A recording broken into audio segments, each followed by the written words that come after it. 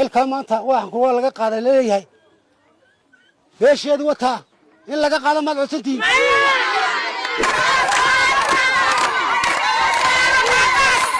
waxaa la keenay qabaayil ku shaqaynaya oo ugu shaqaynaya qofka u dhow maanta ma ogolin Cabdilaahi iyo Muuse Geedi inta uu wato iyo isagaba lama ogol ma doonaysi imika waxa weeyaan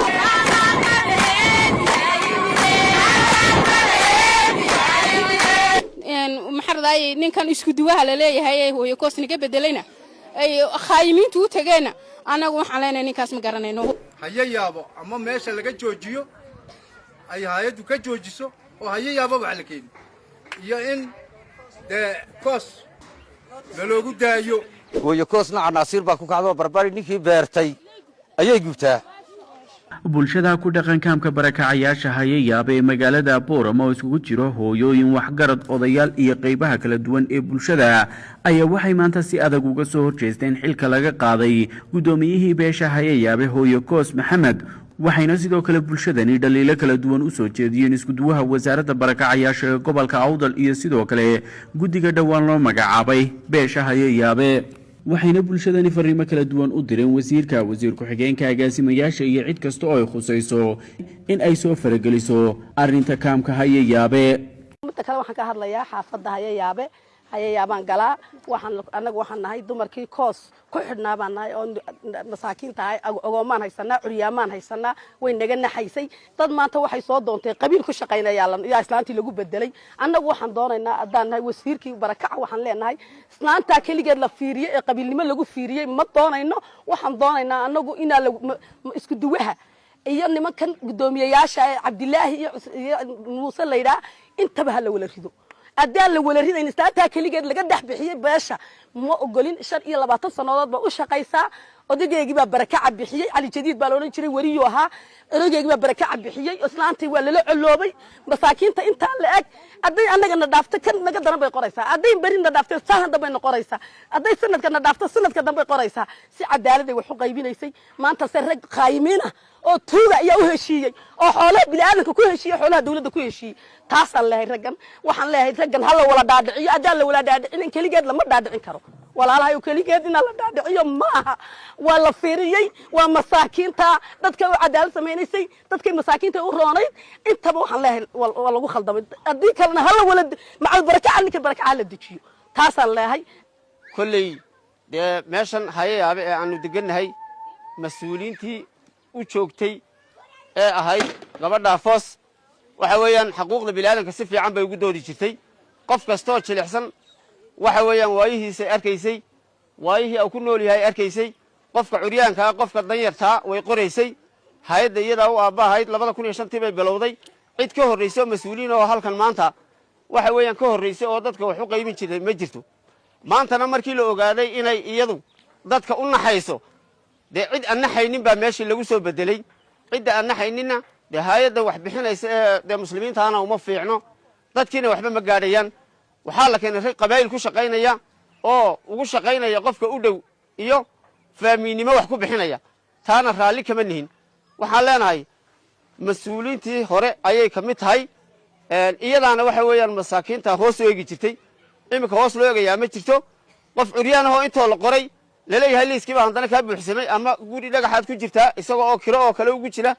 waxaa jira qof isagoo shilish lagu jalay laga jaray waxaan leenahay nidaamkii sharcigii ee lagu dhaqmeeyay dadkii ku dhaqmeeyay waa laga kaxeeyay hooyadaas waxa weeyaan ummadda hoos u eegaysay oo arkaysa qofkii dhibaataysan annagu waxaan leenahay iyada ayaa raali ka nahay isku duwahana dhibaatadaasaan aad uga cabanaynaa maadaama gabadha koos ayaa waxa weeyaan xuquuqda bilaadanka si fiican ugu dhaqmaysay waxa weeyaan labadan inay isku duwahana waan ka cabanaynaa cidda kale imika mas'uuliyiin ay ka dhigteen raali kama nihin waxa weeyaan anagu beesha hayayaabaan nahay hooyo koos baan anagu weligeena lahayn banaqaanay dadkan kale ee maartay imika yimid ma garanayno hooyo koos qofka jilicsan qofka itaalka yar la gurigiisa ugu tageysay masaakiinta ayay ogeyd marka anagu dadkan imika ma garanayno hooyo koosan maartay baan naqaana cid kale ma naqaano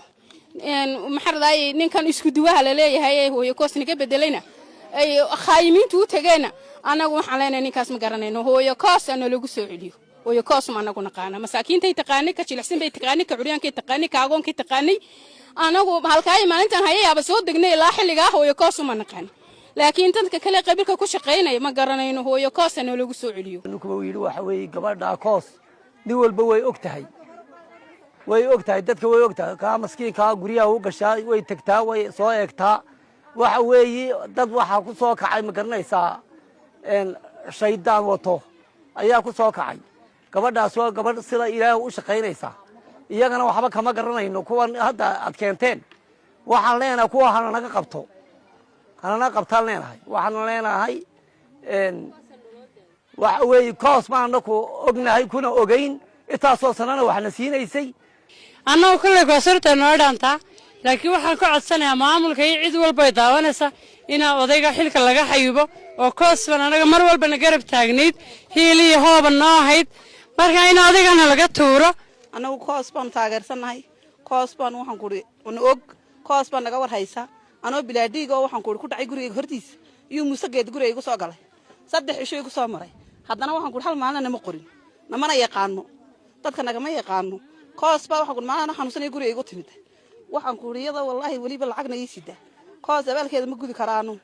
waxaan ku koos baan u jecelnahay koos baan doonaynaa xaafadda hayaaba koos baa hogaaminaysa barakacayaashan koos baa waxaan ku kala waday dadka hooyooyinka dadka xanuunsanaya dadka waxaan ku danyartaa intaba guriga ku buuqanaysa anigoo bilaadhiga wallahi imsajeedhiga lagu soo guriga soo buuqatay waxaan ku Muuse Geedina hal maalin intuu guriga nooga yimid waliba wadkiisa ku dhaaranay wataan ubadkayga waaya buu guriga waan qoriya doorka markaasaan ku dhibeen noo sheeg maalin dabna ag maray Muuse ma la ballantaa rugunay qulban hormarayba gurigeedii buu hormaray maalin kasta uu dhaafay laakiin koos wixii Ilaahay soo dhiibo nama dhaafta anaga kolay noo soo buuqato iyo kolay wax noo sidaba wixii Ilaahay noogu soo dhiibana noo keenta koos baan taageersanahay koos baan ku faraxsanahay anagu cid kale ma doonayno Muuse Geedi Cabdilaahi waa beenaya beenta yaqaana beesha hayayaabo si fiican bay marka hore loogu hayay labada nin iyo Cabdilaahi iyo Barakaca intaasaanu ka cabanaynaa hooyo koos si fiican bay u ogeyd dadka ka danyarta dadka kale si fiican bay u ogeyd waxa weeyaan wax kuwan kale waxba ma ogo waxa weeyaan anagu intaasan ka cabanaynaa waxa weeyaan waa in hayayaabo ama meesha laga joojiyo ay hay'adu ka joojiso oo hayayaabo wax la keenay iyo in koos loogu daayo السلام عليكم ورحمة الله. وين هين أول بدر ساقدي لي بالعين بدر ساقدي لي بالعين وحنا كعطنا أيابي وحلا كأنه ما كان كلهنا للناس ويدارنا موسى قادر وقاعد الله كأنه كقرة لا تكون $7 كيف عبد الله نصابوينا وارمان تلي ما قرب ما يقر خاص ما كقرة كوس ستة خاص ما كلي جدا ماشى الشارجات نبى قبيل كيسو قرية نبى قبيل أنا قبيل جوري أنا 80 وحنا قرنا وقبل الإسلام قدر الله هي مكبرنا هذا اللي نوجودي بين أول بمرقي كان مالي ما أنت مرقي كان مالي مساكين كنا دايلا يوجدنا. هنا تاكوس أنا أفتمان واحد حل كمان تا واحد قوة لقى قاعدة ليه هاي ليش يدو تا إن لقى قاعدة ما عصتي هنا اللي قصة عليه ولا قشي وحنا يسينا اللي قصة عليه وحنا قال هاي هنا اللي قصة عليه استقوا هريدة مرة وقالين عد كلا نوبة شقينا سو عد كلا دنتي ما وقا كدباتي سلم وقا كواحد كعريان كان وقا waxaan leeyahay anigu inta taa koos inta lagu sideedii ah shaqayso umadeedana soo ku raali geliso assalaamu calaykum waxa weeye halkan waxaan ka soo jeedinaa cabasho ka socota beesha hayayaabe oo ah gudida imika la magacaabay ee ah maaragtay Muuse Cabdilaahi iyo islaanta Maryam cusub sida ay wax u wadaan waa si aan qaadan karin weeyaan oo aan ogolayn waxa weeyaan dadkan waxa hogaaminayay hooyo koos bay ahayd hooyo koosna Nasiir baa ku kacdo barbari ninkii beertay ayay gubtaa barka waxa weey beeshii waniga arkaya dadka inta leeg waxa soo jeeday ee arkaysaan waxa weeyaan waa beeshii yaabay annagu waxaan ahay dadkii u raacay ugu tagay halka wakiil marka waxa la yiri beeshu miiryahay ka hadashay afar qof ka hadashay afar qof day intaas ma isku dhigada waa dadkaas in lagu baraalibaad ka tiisaa وكذا أركيسان بركة واحد لنا هو يكوس يعني أنه كوجناهي هو جامين السنة isku diwaan afar dumar oo reemiyo on baa la kulmay afkay u buuxiyeen waxay ka noqdeen iskooyska ugu dambeeya halka wadada cad ee jidka laga samaynayo reeraha muu soo gelina muu arkin wixii dhib ka jirtay afka loo bixiyo halkaas ku noqday isku duwaas waxba isku badweyne wuxuu noqday isku diru noqday annagu waxaan rabnaa sida ugu dhaqso badan la noo gaaro haddaan gudoomiye koosna la noo gaaro maanta halka maayirka si fiican ma hadlay dawladda waan galnaa shalmad bayna saartay dawladda hoosina lama hadli karto ururka dalada dawanaag ee daladaha kala sareeshan kuma ka aasaasanay 5,000 bay maanta maraysa hooyada bilaa raashinka waa loo dhigaya annaga isku dhigna ka bilaa suuliyaasha wax walba annaga baan saamunis ku wada waxayn sawaad garteen ma isla koos halkayna gaarsiin islaana gaarsiinaysa ma jirto lambar 1 imika dadka aan sheegay afar dumar islaanta sheegteen ama maayirka afka u buuxiyay anigu ilmo yar dhulka daadsan manaysta kuwa iga xunna walaalahay way haystaan ama haysatiin waan haystaa ilmo 2 sano ku jirta iyaan haystaa ilaa hameenka dhalatay dhakhtaran kula jiray imika ay qortay wixii ilaahay keenay intaas dhakhtar bay ilmaha la gashay la qoray waa laga xumaada waxa la yiri $100 xaaraan buu ku yahay iyagoona aqalkaygi la arkin haa ee loo qoray dad xanuun ku nool la jira oo macaan leh oo dhiikar leh oo shaqaysan kari waayay oo aqalada jifo hooyooyin saxaaladaha fuulayo kuuriyaalaha baa jiri tiiba la yiri $1 bay qaataa sida loo qoray de maayirkani hadduu waxba isagoo arkin wax ridayo ama isku duwahani annagu ma yeelayno ma ogolin maalogashi annagu ma ogolin gudoomiye koos lagu daayo beesha wareegad ilaa wareegad iyada haysanaysa nimankan musuqiinta iyada isku soorad caawiya bay tiro walaalbay ka dhigato gargaar bay ka dhigato oo haa ila caawiya tiri beesha wareegad ilaa wareegad iyada haysat waa reer galab meeshu ma lahayn samaroon kale ma lahayn beel kaliya wadahay imagan 3 dawladood baa laga dhigay maanta xagan anu wasiirka waxaan ka codsanayaa koos inuu noo soo celiyo gudoomiyaha iyagii hore ee koos ee danyarta ee ciyaalka noo ilaalin jirtay wax noogu qaban jirtay de isku dugahana waxaan leeyahay daadeer shalay baa debuga bugaandha la timidaye isku hayaan leeyahay hooyo khayr Allah ku siiya dadkii meesha u xaq lahaaba soo galay booske nimka 5 sano deganay hayaaba 5 sano iyadoon baan og qof walba iyada u tagta kiibuka kii dhibaataysan wax walba iyada og anigu waxaan leeyahay 3 guddi ee meeshaba ama ha laga wada qaado ama maxayda gudideeda loo soo celiyo ninka isku duwahana waxaan ka codsanaynaa isaguna uu nacabiriyay imise cishaan tagnay waxaan joogaa baki waxaan joogaa maxay waxaan joogaa mani wuxuu sheeday lama fahmaysan dadka waxa isku diraya waa isaga si degdeg ah looga qabto ayaan leeyahay anu waxaan ay gurigan koostu xiga 2014 ma soo degay ilaa anigoo yar waan iman jiray halkan koos gudoomiye iyadoo ay ilaa 20 sano iyadoo aan mananu garanaya imika intaan soo degayna waxay qortaa dadku say u kala danyar yihiin bay qortaa intay maanta qorto way ka boodaa inta kale qortaa haddana way ka boodaa say u kala jilicsan yihiin bay u qortaa curyaamiinta qortaa dadka macaan kale eegtaa dadka maxaan ku dhahayaa agoomahay qortaa saantaasi waa maamo fiican waana guriga ku xigaanahay cid iiga dhow ma jirto imikana waxa la eegay walaal meeshu ma joogo in adeeru ma joogo in abtigu ma joogo cidalii cid u joogtaa ma jirto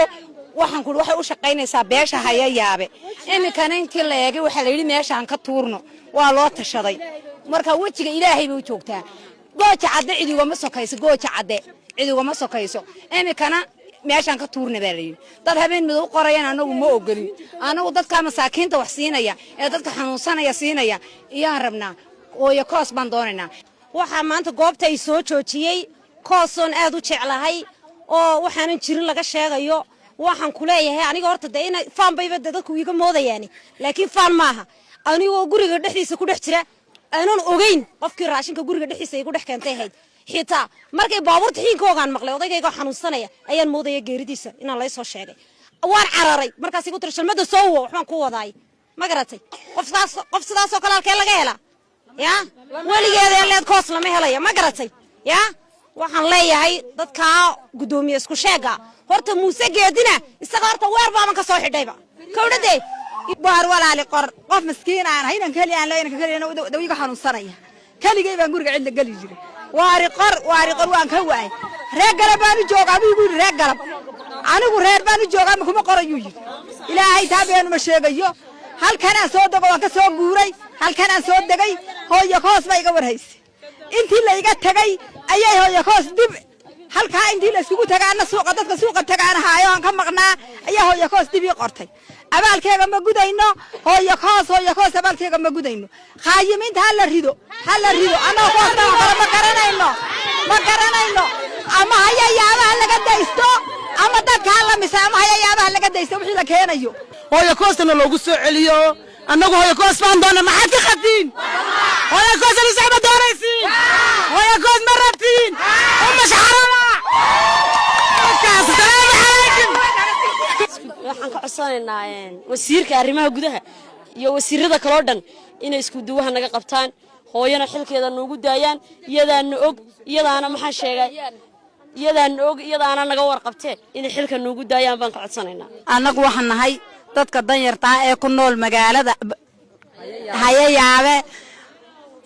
hooyo cid kasta way ogtahay dadka danyarta way ogtahay dadka liito way ogtahay dadka xanuunsanaya way ogtahay qof kasta sida uu yahay ishiisa way la socdaa wayna ogtahay cidna waxma weydiiso waa samafale waxaan ka codsanayaa gudoomiyaha isku dugaha labadaba waxaan ka codsanayaa inaa islaantaasi samafalaha ee la noogu soo celiyo xilka